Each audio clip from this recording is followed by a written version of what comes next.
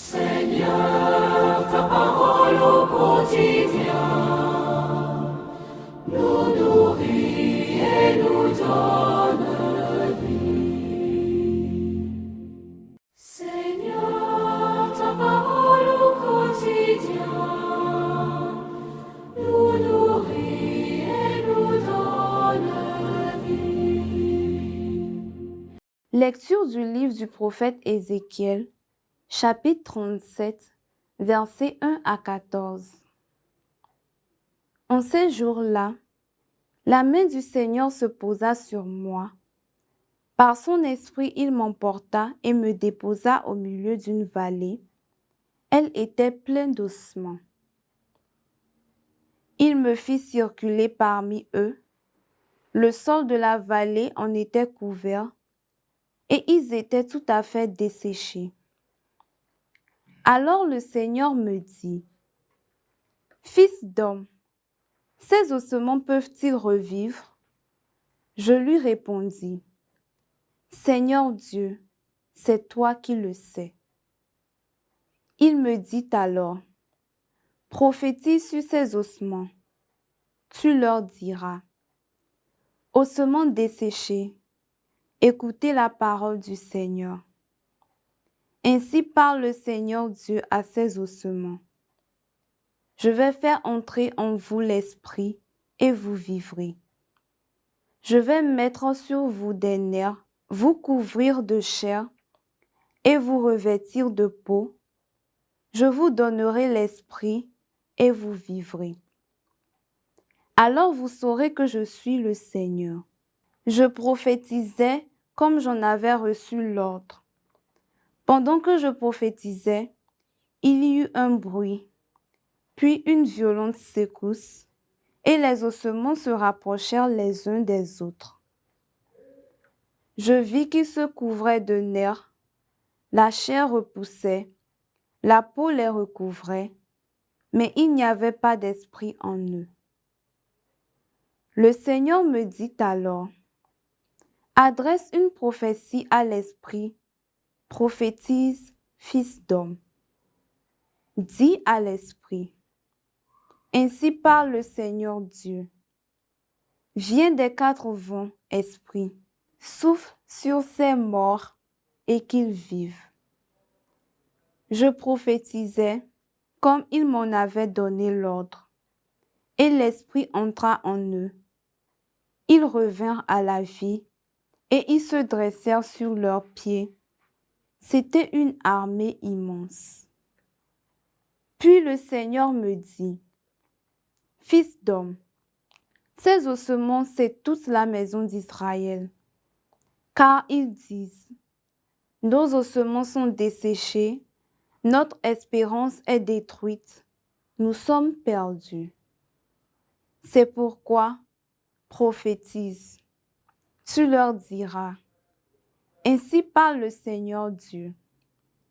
Je vais ouvrir vos tombeaux et vous en ferez remonter, ô mon peuple.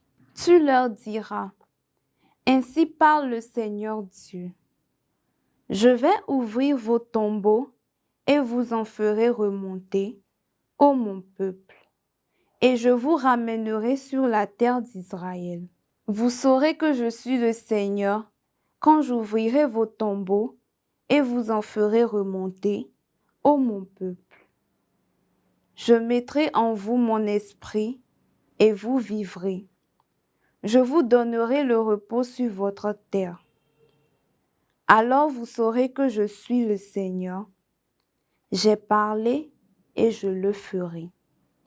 Oracle du Seigneur. Parole du Seigneur, nous rendons grâce à Dieu. Nous nourrit et nous donne vie. Rendez grâce au Seigneur, il est bon. Éternel est son amour. Rendez grâce au Seigneur, il est bon. Éternel est son amour.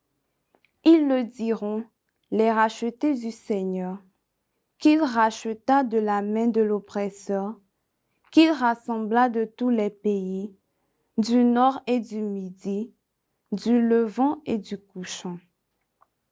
Rendez grâce au Seigneur, il est bon. Éternel est son amour. Certains erraient dans le désert sur des chemins perdus, sans trouver de ville où s'établir. Ils souffraient la faim et la soif. Ils sentaient leur âme défaillir. Rendez grâce au Seigneur, il est bon. Éternel est son amour. Dans leur angoisse, ils ont crié vers le Seigneur et lui les a tirés de la détresse. Il les conduit sur le bon chemin, les mène vers une ville où s'établir. Rendez grâce au Seigneur, il est bon. Éternel est son amour.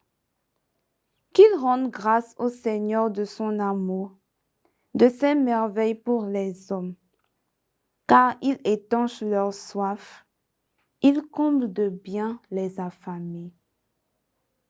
Rendez grâce au Seigneur, il est bon. Éternel est son amour. Nous nourrit et nous donne vie. Fais-moi connaître ta route, mon Dieu. Dirige-moi par ta vérité. Nous nourrit et nous donne vie. Le Seigneur soit avec vous et avec votre esprit. Évangile de Jésus-Christ selon saint Matthieu. Gloire à toi, Seigneur. Les pharisiens, apprenant que Jésus avait fermé la bouche aux Sadducéens, se réunirent et l'un d'eux, un docteur de la loi, posa une question à Jésus pour le mettre à l'épreuve. Maître, dans la loi, quel est le plus grand commandement?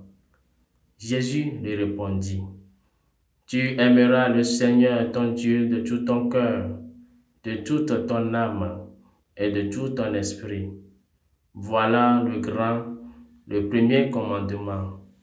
Et voici le second qui lui est semblable. Tu aimeras ton prochain comme toi-même. Tout ce qu'il y a dans l'Écriture, dans la loi et les prophètes dépend de ces deux commandements. Acclamons la parole de Dieu. Louange à toi, Seigneur Jésus.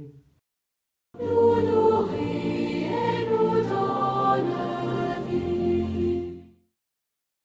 Venons d'écouter nous conduit aujourd'hui au cœur même de notre foi.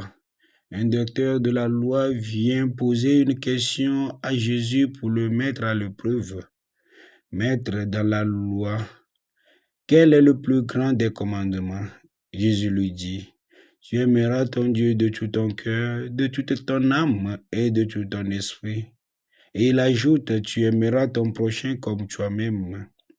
Puis il conclut, de ces deux commandements dépend toute la loi ainsi que les prophètes. Jésus nous révèle ce que Dieu attend de nous. En tant que chrétien, notre vie doit refléter l'amour de Dieu. Jésus nous demande aujourd'hui quelque chose de plus profond. Est-ce que tu m'aimes? Chers frères et sœurs, est-ce que nous aimons vraiment Jésus? Est-ce que nous aimons Dieu, notre Créateur? Car la foi chrétienne n'est pas seulement une connaissance, elle est avant tout une relation d'amour avec Dieu et avec son prochain. Jésus dit, tu aimeras le Seigneur ton Dieu de tout ton cœur, de toute ton âme et de tout ton esprit. Aimer Dieu de tout son cœur, cela signifie que Dieu doit avoir la première place dans notre vie. Dieu doit être notre première préoccupation. Dans nos actions, nous devons montrer que nos responsabilités deviennent une mission pour nous. Cet amour de Dieu demande un abandon intérieur et une dévotion complète, bien au-delà des simples rituels. Mais Jésus ne s'arrête pas au premier commandement. Il ajoute, « Tu aimeras ton prochain comme toi-même ». Nous ne pouvons pas dire « J'aime Dieu mais détester nos frères ». J'aime Dieu mais refuser de pardonner, ou bien encore mépriser le pauvre. Nous ne pouvons pas dire j'aime Dieu, mais être injuste envers ceux qui travaillent pour nous. Refuser de parler à nos voisins. Aimer son prochain comme soi-même se traduit dans des actes de patience, de bonté, de justice au quotidien. Notre prochain est tout homme créé à l'image et à la ressemblance de Dieu comme nous-mêmes. L'aimer comme soi-même montre que l'autre est une personne à accueillir et à respecter avant d'être quelqu'un avec qui nous sommes d'accord. Aimer son prochain comme soi-même, c'est de respecter la dignité humaine. Saint Paul, dans la première lettre aux Corinthiens, chapitre 13, versets 4 à 8, nous dit « L'amour prend patience, l'amour rend service, l'amour ne jalouse pas, il ne se vante pas, ne se gonfle pas d'orgueil, l'amour ne cherche pas son propre intérêt, l'amour pardonne. » De plus, Saint Jean Chrysostome nous dit « On ne peut pas aimer véritablement Dieu sans aimer celui que Dieu nous a demandé d'aimer. » L'amour chrétien n'est pas donc seulement un sentiment religieux. Il devient miséricorde, il est patient, service et attention aux personnes vulnérables. Il faut également comprendre que l'amour chrétien n'est pas simplement un sentiment. Aimer, c'est choisir le bien de l'autre. Aimer, c'est de vivre et respecter l'autre comme il est. Aimer, c'est d'avoir une place pour l'autre. Demandons-nous donc, est-ce que mon amour pour Dieu se voit dans ma manière de traiter les autres? Que l'Esprit Saint fasse de chacun de nous un véritable témoin dans l'amour du Christ. Amen. Seigneur,